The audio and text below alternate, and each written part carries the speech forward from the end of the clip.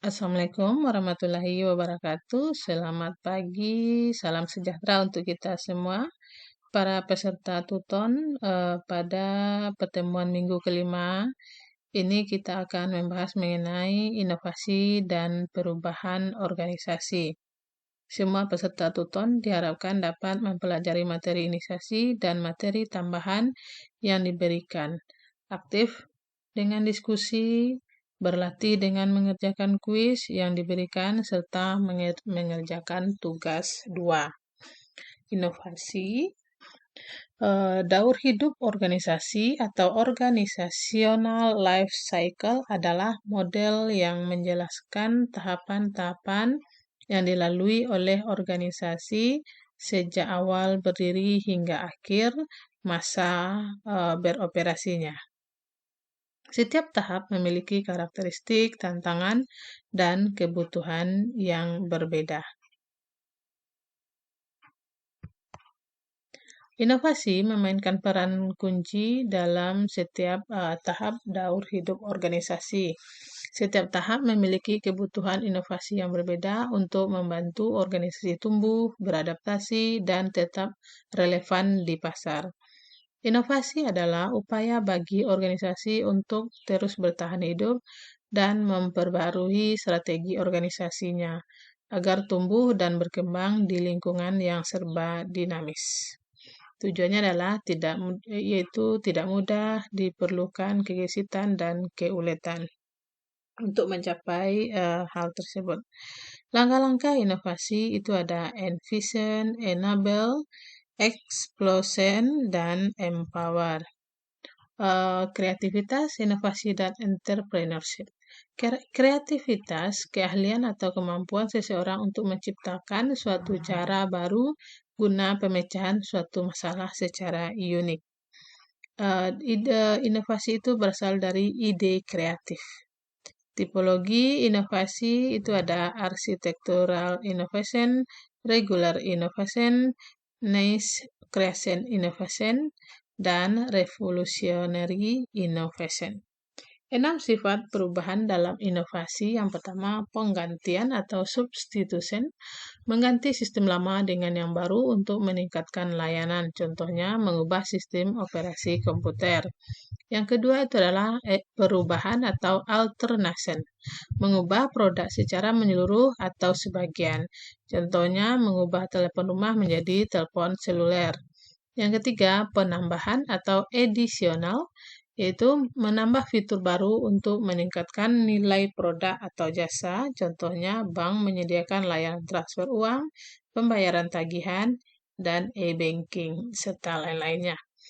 Yang keempat, penyusunan kembali atau restructuring, merestrukturisasi untuk efisiensi. Contoh, restrukturisasi struktur perusahaan atau jadwal produksi.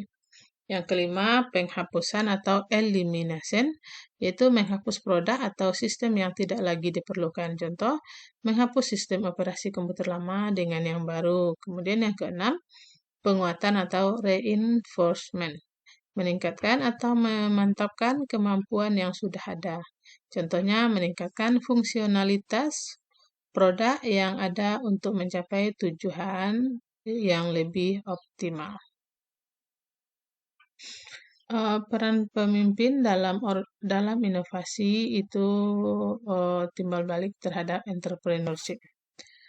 Kepemimpinan yang inovatif dan strategis sangat krusial pada abad ke-21, itu yang mempengaruhi atau inovasi itu ya. Terus kepemimpinan strategis memiliki peran kritis dalam memahami peluang dan membuat keputusan yang mempengaruhi inovasi. Sedangkan entrepreneurship itu sebuah tindakan yang mengarah kepada sebuah tindakan yang memiliki sifat keberanian, kreatif, inovatif, tahan dengan tantangan hidup, jujur, sanggup bekerja keras untuk menangkap peluang yang ada, serta berusaha untuk mewujudkannya. Itu elemen dari entrepreneurship itu ada resources, vision of profitable opportunity, dan entrepreneur team. Creativity adalah awal dari inovasi, dan inovasi adalah cikal bakal dari entrepreneur ya.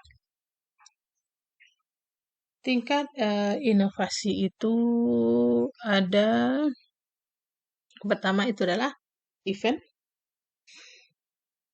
Tahap awal berupa brainstorming dan pameran ide-ide baru. Jika diterima, ide-ide ini menambah nilai bagi organisasi. Yang kedua itu adalah proses. Mulai memasukkan inovasi ke dalam perencanaan, struktur pemecahan masalah, dan evaluasi implementasi ide-ide baru. Yang ketiga itu adalah capability. Inovasi tidak hanya memecahkan masalah, tetapi juga merepresentasikan organisasi dan seluruh aktivitasnya sebagai sangat inovatif. Jenis inovasi itu ada inovasi produk dan inovasi proses, kemudian inovasi inkremental dan inovasi radikal, kemudian inovasi disruptif. Komponen membentuk suatu capability, yang pertama strategi dan konsumen, yang kedua pengukuran dan kinerja, ketiga proses dan infrastruktur, yang keempat orang, dan kelima adalah teknologi. Ada dua tipe sistem organisasi, yaitu sistem terbuka dan sistem tertutup. Sistem terbuka itu adalah sistem yang mampu beradaptasi, dapat mengalami perkembangan, tidak memiliki batasan. Sedangkan sistem tertutup yaitu sistem yang tidak mampu beradaptasi. Organisasi merupakan sistem terbuka. Oke. Di dalam organisasi itu ada input, transformation proses, dan output. Di input itu ada raw material, human resources, capital, teknologi, dan information. Kemudian ada transformasi di tengahnya. Setelah kita punya input, ada transformasi proses, itu meliputi employees work, activities, manajemen activities, teknologi, dan operation method. Kemudian ada output. Jadi di output itu ada produk dan service, financial result, information, dan human result. Di antara input dan output itu ada namanya feedback.